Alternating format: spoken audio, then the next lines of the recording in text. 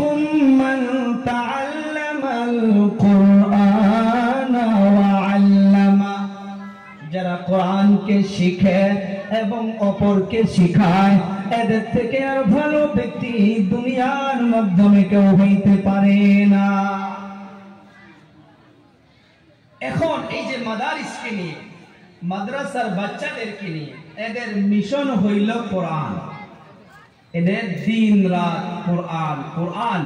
এই কোরআনে কারীমকে মিটানোর জন্য, কোরআনে কারীমকে খতম করার জন্য নবী পাক সাল্লাল্লাহু আলাইহি সাল্লাতু ওয়াস সালামের সময়ও ওই মক্কাতুল মুকাররমা কিছু লোক যারা ঈমান কবুল করেনি, তারা বলতো যে নাউযু বিল্লাহ, এ কালাম, এ কোরআন, এটা মুহাম্মদের বানানো কথা, নাউযু বিল্লাহ বলি।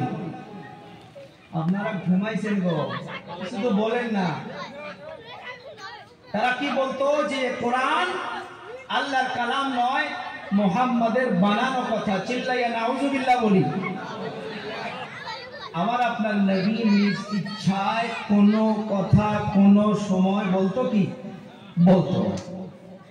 আল্লাহ নবী সাল্লাল্লাহু আলাইহি সাল্লাম দিলটা আল্লাহর দিকে রুজু করে দিল।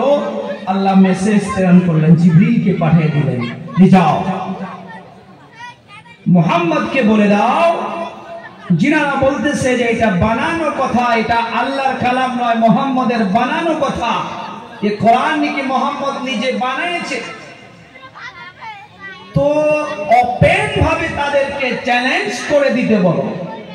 যেমন এই স্পিকার আহুজা কোম্পানি থাকে, অন্যান্য কোম্পানি থাকে, অন্য ব্যক্তিও এই আহুজা কোম্পানির মতো স্পিকার বানাইতে পারবে, কারণ কি এটা মানুষ বানাইছে।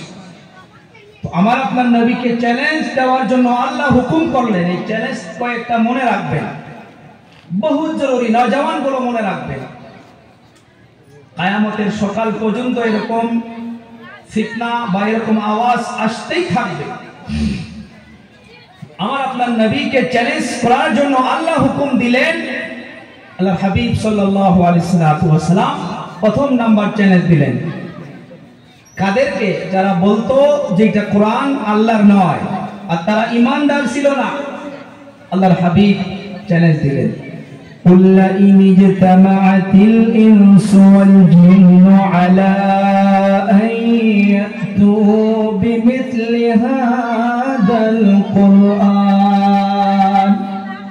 لا يأتون بمثله ولو كان